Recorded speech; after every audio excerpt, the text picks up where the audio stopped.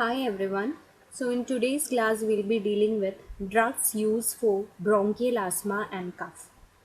The respiratory drugsൽ നിന്നും രണ്ട് കാര്യങ്ങളാണ് മെയിനായിട്ട് എക്സാം പോയിന്റ് ഓഫ് വ്യൂവിൽ ഇമ്പോർട്ടൻറ്റ്. ഇതാണ് drugs used in bronchial asthma and cough.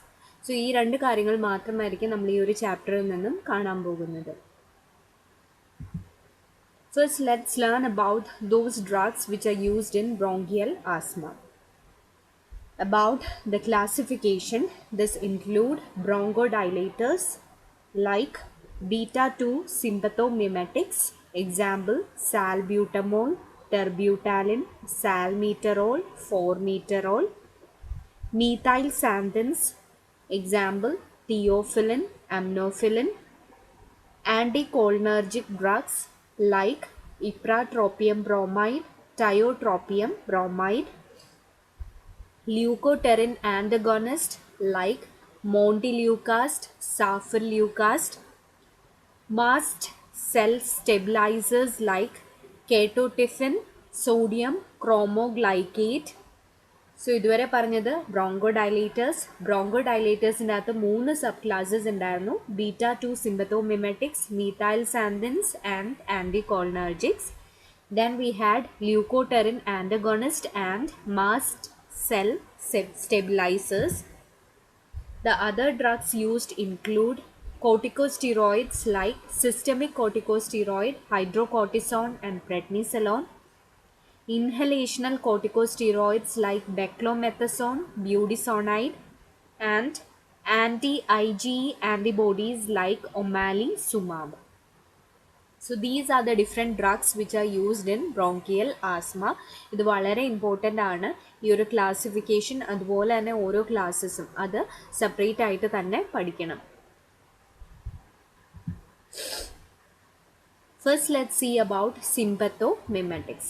So sympathomimetics, these are adrenergic drugs used for the treatment of reversible airway obstruction. So airway obstruction അല്ലെങ്കിൽ COPD ഒക്കെയുള്ള പേഷ്യൻസിൽ use ചെയ്യുന്ന adrenergic drugs ആണ് സിമ്പത്തോമിമെറ്റിക്സ്. They are fast acting bronchodilators and usually they are given on inhalation. Coming to the mechanism of action, they are having a selective beta-2 agonist activity which stimulates the beta-2 receptors, causing increased cyclic AMP in the mast cells, thereby decreasing the mediator release and causing relaxation. So എന്താ ഉണ്ടാവുമെന്ന് വെച്ചിട്ടുണ്ടെങ്കിൽ സിമ്പത്തോമിമെറ്റിക്സ് അല്ലെങ്കിൽ എന്താ beta two agonist ആണ്. അതായത് beta two റിസപ്റ്റേഴ്സിനെ പോലെ തന്നെ same ഫങ്ഷനുള്ള drugs ആണ് നമ്മളുടെ അഡ്രിനർജിക് ഡ്രഗ്സ്. അപ്പോൾ ഈ ഡ്രഗ്സ് നമ്മളുടെ ശരീരത്തിനുള്ളിൽ ചെല്ലുമ്പോൾ ദേ stimulates the beta-2 receptors. When the beta-2 receptors are stimulated, it causes increased production of cyclic AMP. Cyclic AMP എന്താ ചെയ്യാന്ന് വെച്ചിട്ടുണ്ടെങ്കിൽ it decreases the release of mediators like histamine, അങ്ങനെ അലർജിക് റിയാക്ഷനിൽ ഇൻവോൾവ് ആയിട്ടുള്ള മീഡിയേറ്റേഴ്സിൻ്റെ release കുറയ്ക്കും. അപ്പോൾ എന്താ ഉണ്ടാവുക? ബ്രോങ്കോ കൺസ്ട്രിക്ഷൻ കുറയും, ബ്രോങ്കോ ഡയലേഷൻ ഉണ്ടാവും. So this is how they act. ഒന്നുകൂടെ പറയാം. Adrenergic drugs or sympathomimetic drugs, as the name suggests, they are having a beta-2 agonist activity. They stimulate the beta-2 receptors, which increases the availability of cyclic AMP. Due to the increased availability of cyclic AMP, it reduces the mediator release or it reduces the availability of mediators for bronchoconstriction. As a result, there is bronchorelaxation or bronchodilation.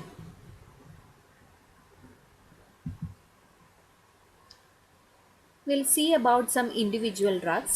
First about salbutamol and terbutalin. So salbutamol and terbutalin, they are highly selective beta-2 agonist drugs. They are fast acting drugs. Usually they are given by inhalation. നമ്മൾക്ക് കിട്ടുന്ന ഈ ഡിയോലിൻ എന്ന് പറയുന്ന റാപ്സ്യൂൾ, that is salbutamol. Inhaled salbutamol, it causes bronchodilation within 5 minutes and the action may last for about 2 to 4 hours, while oral salbutamol, the action lasts for about 4 to 6 hours.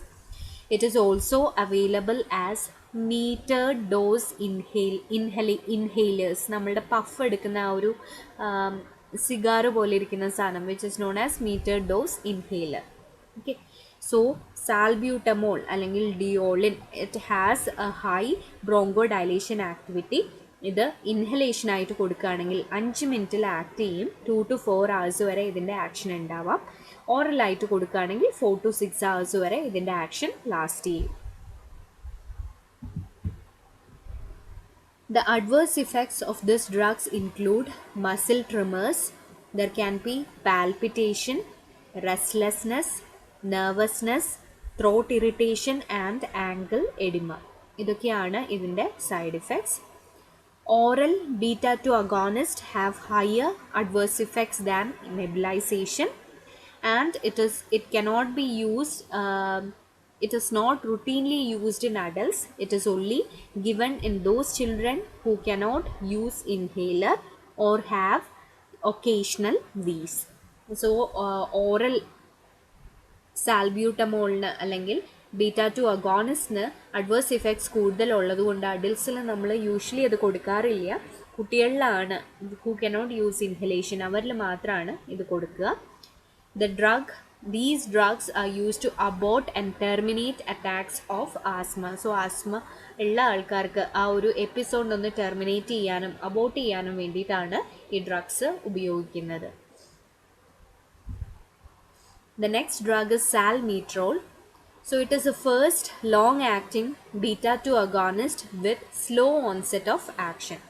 So മറ്റേത് salbutamol 5 മിനിറ്റിൽ act ചെയ്യായിരുന്നു, while salmeterol ഇതിൻ്റെ onset of action slow ആണ്, പക്ഷേ longer duration of action ഉണ്ട്. It is used in maintenance therapy and for nocturnal asthma. So ആദ്യത്തെ ആ ഒരു ആസ്മാറ്റിക് അറ്റാക്ക് അല്ലെങ്കിൽ പെട്ടെന്ന് ആസ്മയുടെ ഒരു എപ്പിസോഡ് അതിനെ ട്രീറ്റ് ചെയ്ത ശേഷം പിന്നീട് ആസ്മ ഉണ്ടാവാതിരിക്കാനായിട്ട് മെയിൻ്റനൻസ് തെറാപ്പി ആയിട്ടാണ് ഈ ഡ്രഗ് കൊടുക്കുക. എമർജൻസി സിറ്റുവേഷൻ അല്ല, long term therapy in order to avoid asthma. ആ ഒരു കേസിലാണ് സാൽമീട്രോമോൾ കൊടുക്കുക. അല്ലെങ്കിൽ നൊക്ടേർണൽ ആസ്മ, ചിലർക്ക് രാത്രിയിൽ തണുപ്പ് കൂടുമ്പോൾ ആസ്മാറ്റിക് അറ്റാക്സ് ഉണ്ടാവാറുണ്ട്, which is known as nocturnal asthma. അങ്ങനത്തെ രോഗികൾക്ക് മെയിൻ്റനൻസ് തെറാപ്പി ആയിട്ട് ഇത് കൊടുക്കാം. It is more selective than salbutamol. Concurrent use of salmeterol with inhaled glucocorticoids produces more effect. So ഇത് യൂഷ്വലി കോമ്പിനേഷൻ തെറാപ്പി ആയിട്ടാണ് കൊടുക്കുക. Inhaled salmeterol along with glucocorticoids, അങ്ങനെയാണ് ഇത് കൊടുക്കുക in order to have more effect. Coming to the next drugs, which is adrenaline, isoprenaline and ephedrine. So adrenaline and isoprenaline, they produces prompt bronchodilation but not preferred due to side effects. So even though they produces bronchodilation, it is not preferred as it causes side effects. So ephedrine, it produces slow bronchodilation. However, these drugs are low efficacy and side effects are more, and hence it is not that commonly used. The next class of drug is methyl xanthins, theophylline, aminophylline എന്നൊക്കെ പറയുന്ന class ആണ് methyl xanthins. So theophylline and its compounds extensively used in asthma, but they are not the first line drugs. First choice of drugs അല്ല, പക്ഷേ ഇത് asthmatic ക്ലൈൻസിൽ common ആയിട്ട് use ചെയ്യാറുണ്ട്. Theophylline, it is A naturally occurring methylated xanthin and all other are semi-synthetic derivatives of theophylline. Coming to the actions, it is a CNS stimulant drug.